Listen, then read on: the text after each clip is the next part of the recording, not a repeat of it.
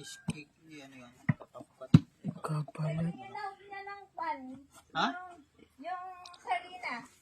Pwede man din. Yun naman naisip ko kanina. Kaso baka mas masarap yung pusit. Hirap matunan yung puso. Bakit? Dapat malagay ka ng sardines, lagay ka ng noodles. Noodles ma. Pusit saka noodles. Ay, ano, sardinas sa kapa. Noodles. Noodles daw. Tapos papaya.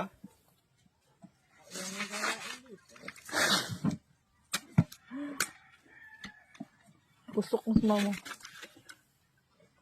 Gauling ka na. Bao.